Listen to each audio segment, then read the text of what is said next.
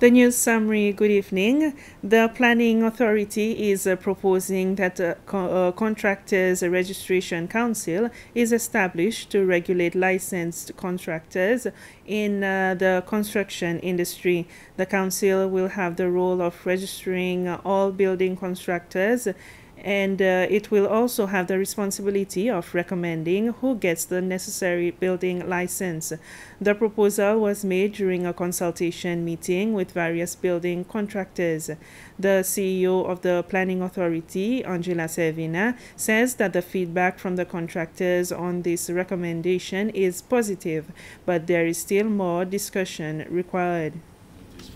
Today's meeting was basically to sensitize a little bit about the proposed Construction Registration Council for the contractors, similarly to one that we are now working on for the agents. We want to bring something like this. A lot of the issues that came out, we note that could be resolved by such a council.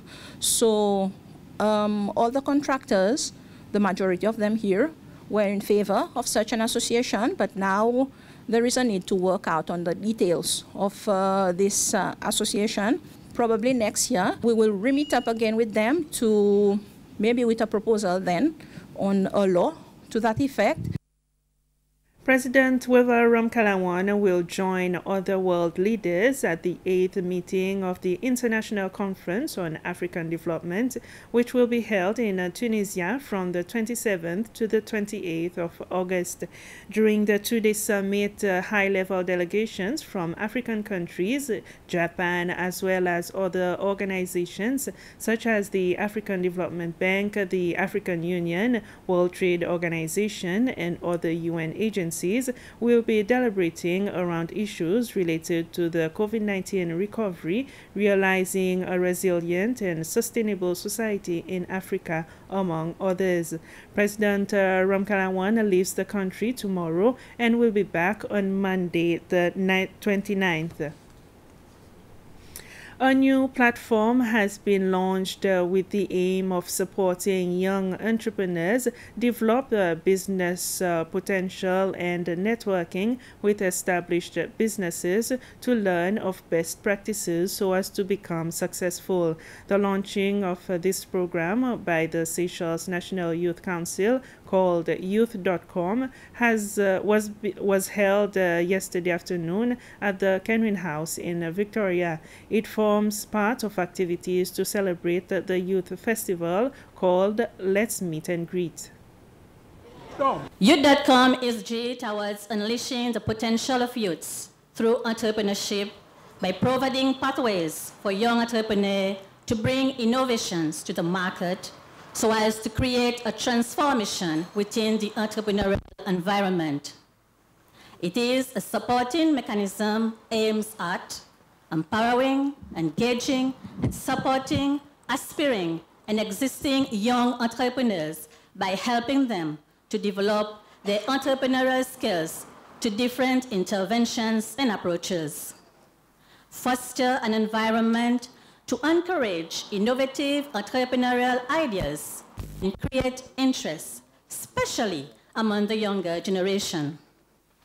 What it entails: Youth Network links young entrepreneurs to successful industry leaders to help them develop mastery of business concepts and strategies, as well as providing mentoring support. The Ansboilo Fishers Association and other businesses there have adopted the district's home for the elderly. Today, the chairperson of the association and the principal secretary of the family department sealed the agreement through the signing of an MOU. They have agreed to take care of the home and its residents by undertaking maintenance works when need be, upkeeping of the garden area, as well as providing fish. Also at the ceremony that took place at the residence, P.S. Oruku and Samantha Mains, representing her father's business Rasa Fish Limited, unveiled the plaque carved with names of those adopting the Ansboilo elderly home. Searching for a while for projects in the district that we can support, and our chairperson, Mr. Valmont, along with Mr. Rasoul, Mr. Gilbert Rasoul, who owns Rasfish, Mr. Stephen Foncourt, have come together and found that this project is really worth supporting. Last year we made a donation of fish and vegetables, supported by Mr. Gonzague Morin as well at the time, to help the homes. And we've continued to work on the project through collaboration with the Ministry of Youth, Sports and Family, and they agreed that we would be able to adopt the homes on a permanent basis for 2 years to assist them with maintenance and sustenance. And so it works well with our goals and objectives, and it made complete sense. The first three accused in the case of illegal possession of firearms and ammunition, Mukesh and wife Laura Valabji and Leslie Bernaton, were back in court this morning and have been remanded for another 14 days.